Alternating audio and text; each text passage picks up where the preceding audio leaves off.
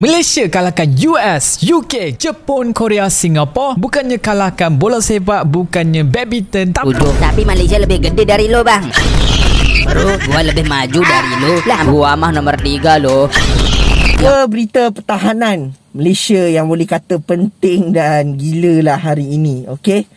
Tahun lalu itu selalu ngomonginnya satu hal yang sama. Indonesia ekonominya kuat, pasti 6%. Gampang semua kalau tahu hitungannya. Jadi agak sedikit kontradiktif. Seluruh rakyat Malaysia dapat menikmati Piala Dunia FIFA 2026 secara inklusif.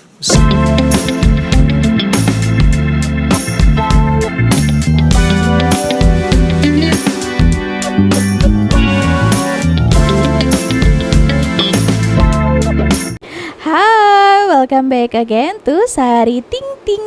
Hai semuanya, apa kabar kalian? Ya, semoga dimanapun kalian berada senantiasa diberikan kesehatan ya, amin. Oke, mohon maaf dulu karena hujan dekat luar. Harap-harap soundnya oke lah ya, karena ini deras juga dekat luar ini. Tapi tak apa, kita teruskan buat reaction.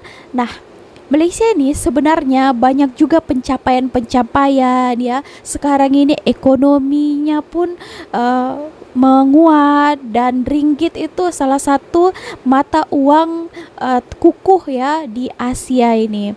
Oke teman-teman, tapi yang bagusnya Malaysia ini apapun pencapaian yang mereka ada, mereka syukuri, mereka teruskan berusaha lagi untuk kemajuan-kemajuan yang lainnya ya. Bukan dengan menjatuhkan negara orang lain untuk meninggikan negaranya. Oke. So teman-teman, kita tonton ini beberapa video. Malaysia kalahkan US, UK, Jepun, Korea, Singapura. Wow. Yang kedua katanya Malaysia setelah China. Oke, so kira-kira apa itu?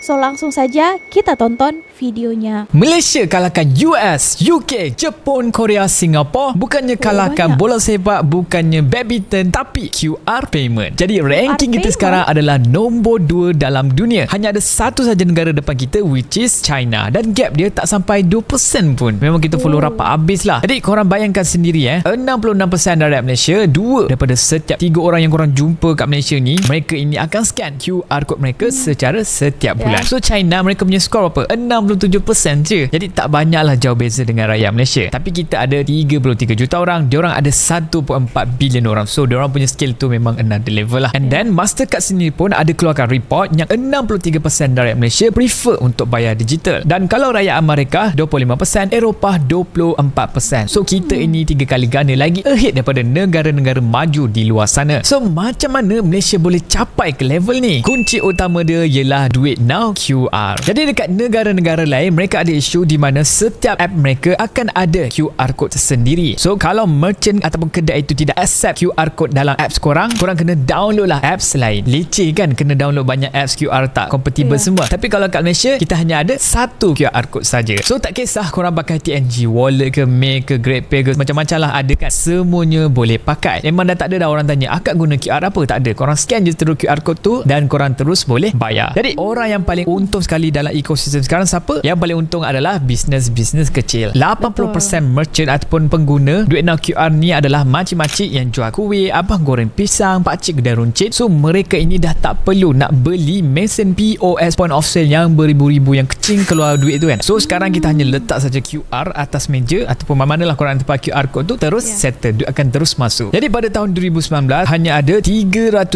saja merchant yang telah pun adopt QR code payment ini. Tapi sekarang 2.6 juta merchant, dah naik 9 kali ganda dalam masa 5 tahun saja. So peningkatan ini antaranya disumbangkan oleh COVID lah. So pada waktu COVID orang takut nak pegang duit kertas sebab boleh transit lah apa segala kuman kan. So mereka mula terpaksa scan QR. Boleh lagi cerita kita nak masuk semua bangunan kena QR code kan. Tapi selepas COVID dah habis, orang dah tak nak dah balik kat cash sebab mereka dah rasa QR code ni betapa convenience ni dia. So keperluan yang pada waktu dulu sekarang dah menjadi kebiasaan. Dan hasilnya tahun 2025, Malaysia telah pun mencecah 8.44 bilion transaksi digital. 23 juta transaksi berlaku setiap hari. Dan bukankah KL saja tahu adoption ni berlaku, malah dekat Terengganu, Kelantan, Kedah, adoption pun dah naik 3 kali ganda. Korang boleh nampak lah yang orang-orang kampus sekarang pun dah cashless sekarang. Jadi Duit Now QR Code ini kita bukan saja boleh pakai kat Malaysia, tapi kita boleh pakai dekat Singapura, Thailand, Indonesia, China, Kemboja. Semua sistem ini dah connected sekarang. Dan 2026 ya. India Kalau pun kita akan melancong. masuklah sekali. So apabila turis datang ke negara kita, mereka boleh scan QR code kita. Dan kalau kita sendiri pun pergi ke luar negara, kita boleh scan QR code dorang. So Daus sendiri pun dah try lah scan dekat Indonesia dan juga China, memang boleh guys. So lepas ni next time kalau korang pergi scan dekat QR code kat tepi jalan ke kat mana lah kedai pun, korang kena ingat yang korang sebenarnya tengah contribute kepada Malaysia menjadi nombor 2 dalam dunia. Ini bukan kecil-kecil punya achievement. Dengan hanya 33 juta orang, kita berjaya kalahkan negara superpower. So kalau korang rasa video ni bermanfaat, tekan like dan komen juga pendapat korang. Korang rasa Malaysia boleh overtake tak China menjadi nombor 1 dalam dunia? Dan please share video ini dengan kawan-kawan korang so mereka tahu yang Malaysia dah semakin power sekarang. Jadi yang paling penting sekali, follow Daus supaya kita boleh jumpa lagi pada next video. Ciao.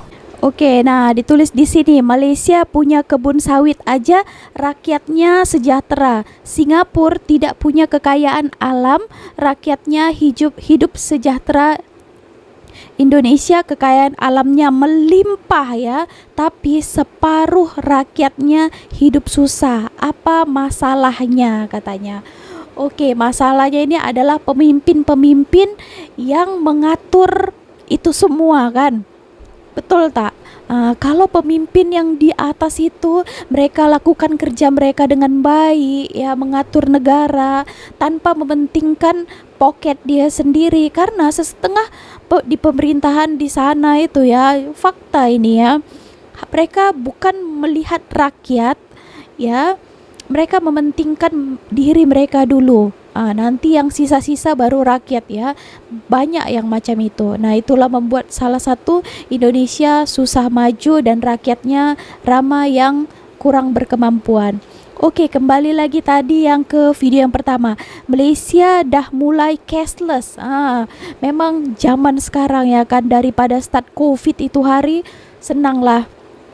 Terkadang saya keluar rumah pun cash itu paling tak RM50 sajalah dekat wallet saya. Biasanya QR saja kan, Duit Now, Touch and Go e-wallet. Senang sekarang, apa-apa scan, transfer ke, senang, betul tak? Kalau korang macam mana pula? Oh, ternyata tadi katanya QR payment ini Malaysia itu yang kedua ya setelah China. China tidak diragukan lagi ya, negara ramai penduduknya di sana, dan juga banyak juga yang saya tengok bahkan dekat pasar-pasar tepi jalan pun banyak juga di sana yang sudah pakai QR. Okey, nah ini cakap-cakap pasal QR ini ya.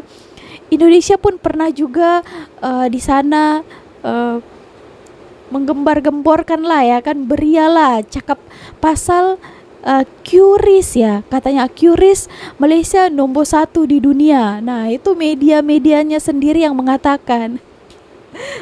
Tapi faktanya Okey teman-teman, kita lanjut lagi ya. 2 berita pertahanan Malaysia yang boleh kata penting dan gila lah hari ini. Okey, let's go. Jadi hari ini boleh kata hari yang emosi tinggi rendah untuk peminat pertahanan Malaysia ataupun pendukung pertahanan Malaysia. Jadi kepada geng-geng pendukung pertahanan Malaysia ataupun mereka yang memerhatikan dunia pertahanan Malaysia, hari ini emosi diorang boleh kata tinggi rendah lah. Ada gembira, ada sedih, bercampur bau. Okey. Berita pertahanan yang pertama adalah di mana kita dapat berita gembira pagi tadi, di mana Malaysia dikabarkan akan membeli 18 buah meriam SPH Self-Propelled Howitzer untuk Tentera Darat Malaysia. Ini setelah lebih kurang 25 tahun Tentera Darat kita menantikan pembelian ini. Dan ini ditambah dengan satu tanda tangan memorandum antara ADS dan juga Safran, di mana memorandum itu ditandatangani untuk mereka membekalkan satu unit navigasi kepada 18 buah Caesar. So ini semakin hampir pastilah bahawa Caesar 8x8 memenangi tender SPH Tentera Darat, dan insya-Allah dijangka akan diserahkan dalam masa terdekat. Kita tunggu pengumuman rasmi daripada Kementerian Pertahanan lah. Berita kedua adalah berita yang menyedihkan, dunia pertahanan Malaysia, di mana hari ini didedahkan oleh Laman Sesawan Pertahanan tersohor Malaysia, iaitu Malaysia Defence, yang di mana Norway membatalkan penjualan misal terbaik anti kapal dunia iaitu Naval Strike Missile NSM kepada Malaysia. Dengan cancelnya plan ini, maka sekarang ini 5 buah kapal LCS TLDM kena tukar taring baru. Sebab NSM itu adalah taring utama untuk 5 buah kapal ini, dan mungkin ini akan menjejaskan upgrade untuk 2 buah kapal kelas Lekiu dan juga Jebat, KD Lekiu dan KD Jebat. Sebab KD Lekiu dan KD Jebat sepatutnya adalah di-upgrade dengan NSM, misal yang sama. Perkara ini sudah kita ketahui sewaktu hari pertama DSA, dan pegawai Kongsberg sebenarnya sudah menyerahkan perkara ini, sudah memberitahu perkara ini kepada Menteri Pertahanan lah, Datuk Seri Khalid Nordin. Dan inilah yang berlaku. Norway kata tujuan utama mereka cancel penjualan ini adalah kerana di mana Norway menukar dasarnya daripada dulu ni menjual misal-misal ini secara bebas kepada kini hanya menjual kepada ahli negara NATO sahaja. Dan ini menyebabkan sekarang ni Malaysia tak ada pilihan lain, kita terpaksa mungkin tukar beli misal baru, dan ini akan memakan masa beberapa bulan lagi dan mungkin akan melewatkan atau menjejaskan lagi projek LCS TLDM. Aku jujurnya rasa ralatlah, frustlah dengan cancelnya NSM ni, sebab NSM ini akan bawa TLDM ke depan gila-gila punya. Tapi yalah, benda sudah jadi. Kita tunggu penjelasan daripada pihak Kementerian Pertahanan, walaupun kita ada a few info, but kita serahkan kepada yang itulah. Jadi serahkan pada pihak berkuasa lah. Jadi itu saja daripada saya. Boleh follow, like dan share. Kita jumpa lagi di video akan datang. Kerajaan Madani komited memastikan seluruh rakyat Malaysia dapat menikmati Piala Dunia FIFA 2026 secara inklusif, sah dan menyeluruh. Bagi tujuan ini, kerajaan telah memutuskan supaya usaha sama dengan sektor swasta dijalin untuk memastikan penyiaran berkualiti tinggi serta sasaran capaian yang meluas. Justru, saya dengan sukacitanya mengumumkan penyiar rasmi bagi Piala Dunia FIFA 2026 di Malaysia adalah Radio Television Malaysia, RTM, dan Unify TV. Piala Dunia FIFA 2026 akan disiarkan di pelbagai platform termasuk free to air melalui MyTV serta platform OTT menerusi RTM Click dan Unify TV bagi memastikan akses yang menyeluruh kepada penonton di seluruh negara. Liputan menyeluruh merangkumi kesemua 104 perlawanan akan disiarkan secara langsung di Unify TV, manakala RTM akan menyiarkan sebahagian besar perlawanan sama ada secara langsung atau tertunda. Ini memberikan kepelbagaian pilihan tontonan kepada peminat. Program Grandstand akan diterbitkan dari Angkasa Puri Kota Media dengan penyampaian utama dalam bahasa Melayu serta sebahagian dalam bahasa Inggeris. Perkembangan terkini juga akan dikongsikan melalui program Selamat Pagi Malaysia. Selain itu, acara tontonan umum akan dianjurkan di lokasi terpilih secara sederhana bagi meningkatkan keterlibatan para peminat.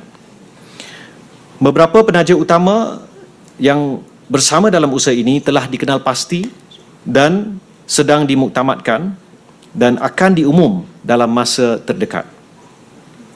Kerajaan juga menegaskan kepentingan pematuhan terhadap peraturan anti cetak rompak bagi semua kandungan berkaitan kejohanan ini.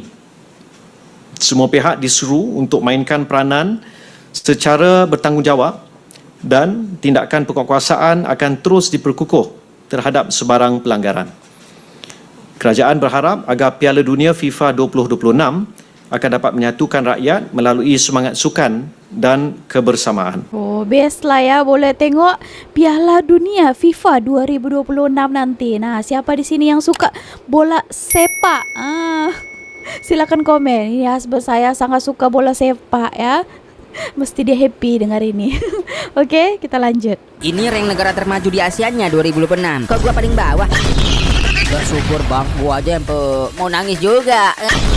Sama bang, gua juga mau nangis peringkat ke-8 ini, aduh. Gua mah bahagia peringkat ke-7. Tapi Malaysia lebih gede dari lo, Bang. Bro, gua lebih maju dari lo. Lah, kok bisa? Gua kira lo yang pertama, Bang. Ternyata lo kelima tahun 2026 ini. Itu mah ekonomi terbesar, baru gua yang pertama. Gua mah nomor 3 lo. Yang nomor 1 siapa ya? Siapa lagi kalau bukan piramid buatan alien? Sebenarnya gue agak bingung ya, karena Purbaya ini dari tahun lalu itu selalu ngomonginnya satu hal yang sama. Indonesia ekonominya kuat, pasti 6%. Gampang semua kalau tahu hitungannya. Jadi agak sedikit kontradiktif nih, karena omongannya survival mode. No more room buat stupid mistake. Tapi kenapa baru sekarang, di momen ini, keluar mulutnya dari seorang menteri, bahwa iya, memang sekarang negara kita nggak boleh bikin kesalahan apa-apa. Padahal gue udah ngomong ini dari kapan tahu. Karena di saat yang sama, rupiah kita tembus 17.200 per dolar. Itu tuh batas psikologis. Dan akhirnya cetak rekor, depresiasi tajam sekitar 11%. Dan again, kita menang award nih. Jadi mata uang dengan performa terburuk di Asia melawan USD tahun ini. Sebenarnya gue nggak mau harus mewaspadai lah bahwa narasi survival mode itu dipakai buat conditioning publik, buat ngebemper lah. Kalau misalnya ada kebijakan pahit atau ternyata ada kenapa-napa lah sama ekonomi kita. Nah, sedangkan narasi IHSG 28.000 itu fungsinya buat hope, harapan, atau nahan modal asing biar nggak kabur. Tapi itu kan analogi paling bodohnya ya. Kontradiksi orang yang lagi sekarat jualan mimpi, ya orang tuh nggak tenang. Dan sampai sekarang di YouTube atau di media, masih banyak wartawan yang nanya pertanyaan yang sama. Maksudnya apa, Pak? Survival mode? Oke, so tadi tuh ceritakan sekarang ekonomi pun tengah, semua dunia pun tahu lah ya kan. Oke, termasuk Indonesia. Tapi tak tahu banyak sangat menteri-menteri dan juga termasuk Bapak Presiden pun mengatakan di dalam media sosial kan, di dalam sebuah wawancara itu mengatakan kita adalah ekonomi sudah stabil ya, naik berapa persen. Tadi tuh juga dikatakan Indonesia kuat, Indonesia survival. Wow, oke, negara paling bahagia dan sebagainya ya. Ternyata mungkin ada juga daripada pemerintah itu supaya menahan investor-investor asing yang mungkin dulunya pernah ada juga ya beberapa invest dekat Indonesia, supaya jangan lari ya dengan ekonomi saat ini, supaya mereka itu tak ketakutan. Jadi dibuatlah mimpi-mimpi, janji-janji yang manis gitu ya, supaya mereka tetap stay dekat Indonesia. Oke. So nanti kalau mereka pun yang melabur ini, yang itu pun tak banyak sangat, pun kalau lari jauh, habislah, makin runtuhlah ekonomi saat ini. Dan sekarang $1 itu katanya 17.000 lebih. Ingat saya masih dulu ya, 1-2 tahun yang lepas $1 masih 13.000 rupiah. Sekarang sudah hampir mencapai 18.000 ya. 1 ringgit pun sekarang bersamaan 4.400. Baru 1 tahun yang lalu, berapa bulan yang lalu pun 3.800 saja sudah naiknya sangat cepat ya. Sudah turunnya juga rupiah sangat laju sangat. Nah, itulah ya. Sekarang MBG itu 335T. Kalau dibagi rata ke semua penduduk, itu per orang dapat 361.000 per bulan. Kalau dibagi ke orang miskin saja, setiap orang miskin itu per keluarga bisa dapat 66 juta per keluarga per tahun. Dan kalau dibagi per bulan, keluarga miskin itu punya hak 5,2 juta dari anggaran 335T. Tetapi berapa rupiah yang diterima oleh masyarakat miskin hari ini? Hanya sekitar 200.000 rupiah dari hak mereka yang seharusnya mereka terima 5,2 juta per keluarga. Sekarang selisihnya kemana? Uang ini larinya kemana? Uang ini larinya ke rente, ke vendor besar, logistik besar. Mereka-mereka yang menikmati ini bukan dari masyarakat kecil. Maka hari ini sebetulnya masyarakat sipil meminta haknya kepada negara agar uang 335T itu yang dianggarkan di APBN betul-betul masuk ke masyarakat kecil. Karena hari ini 6 juta per hari setiap dapur itu disubsidi oleh negara. Itu bukan bantuan sosial untuk masyarakat, itu adalah corporate welfare. Itu adalah bantuan kepada perusahaan. Negara Malaysia tuh beda. Khususnya Malaysia. Sama Malaysia, bener gak? Kopi. Sementara Malaysia pakai Malaysia, katanya lu pengen gabung ke anggotaan G20, terus gak boleh ya sama si Indonesia. Beberapa perusahaan asing tuh kalau ditanya ya, kenapa sih misalnya kayak fund asing gitu ya, kayak saya kadang ada ngobrol gitu sama mereka, kenapa sih, apa sih yang membuat orang asing tuh takut berinvestasi di Indonesia? Dia bilang cuma one word, corruption. Jadi di Indonesia corruptionnya tuh terkenal banget gitu sampai orang-orang luar negeri tuh tahu gitu loh. Lalu premanismenya ya, ada perusahaan Korea baru invest mau bikin pabrik, belum bangun nih, udah dimintain duit, udah ditodongin duit gitu loh. Jadi itu yang bikin mereka kayaknya mendingan bikin di Vietnam lah. Nah itulah ya beberapa konten ya, memang betul katanya ya, banyak dekat Indonesia, parlemen-parlemen mereka itu, menteri pun juga ya, di dalam setiap pidato mereka itu ada juga menyebut Malaysia, karena mungkin juga ya mereka itu mau bagi contoh lah kan, daripada Malaysia. Contohnya itu hari dibahas di parlemen di Indonesia tentang IC Malaysia ya, salah satu konten kreator rakyat Indonesia membandingkan dengan IC Malaysia yang mereka itu sudah lebih dulu canggih, lebih awal lagi. Indonesia baru sekarang dibuat, katanya sudah canggih tapi macam tak canggih, tak ada guna pun, masih dipotokopi lagi katanya gitu. Data-data kita penduduk pun di dalam itu pun sudah belum ada di dalam sistem. Nah itu ya, banyak lagi lah. Dibandingkan dulu tentang kalau pembuatan IKN ya, Ibu Kota Nusantara, dulu dibandingkan dengan Putrajaya ya, banyaklah lagi ya. Mungkin mereka mau mencontoh juga, tapi ada juga ya di sisi lain mereka itu memburukkan dan merendahkan. Nah itu yang tak baiknya ya kan. Oke. Nah itu tadi banyak juga video tentang ini MBG ya. Di setiap pidato Bapak Presiden terus membahas MBG nih ya.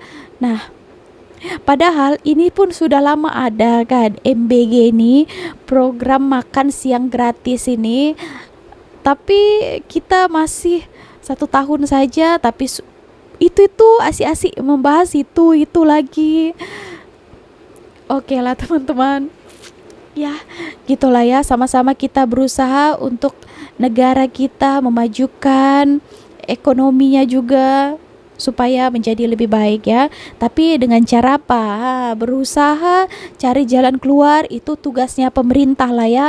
Saya mendoakan saja yang terbaik untuk negara-negara kita. Oke. Tapi satu intinya ya, kalau mau ekonomi kita bagus ya, pemimpin-pemimpin dan bawahan-bawahan yang bekerja di dalam negara itu harus memang betul-betul terpilih ya. Harus betul-betul yang bagus, yang memang mereka itu berpikir untuk memajukan negara, bukan hanya mau mengambil kesempatan di dalam itu. Oke, so ya, itu aja harapan kita ini, termasuk saya sebagai rakyat yang biasa ini. Kita pun mau mendoakan negara kita ini pun bagus, ekonomi maju. Tapi nampaknya tak berapa bagus juga ya untuk tahun ini. Ya gitulah ya. Oke lah teman-teman, so segitu aja video kali ini. Kalau kalian ada komentar lain, pendapat, boleh sila berikan komentarnya di bawah.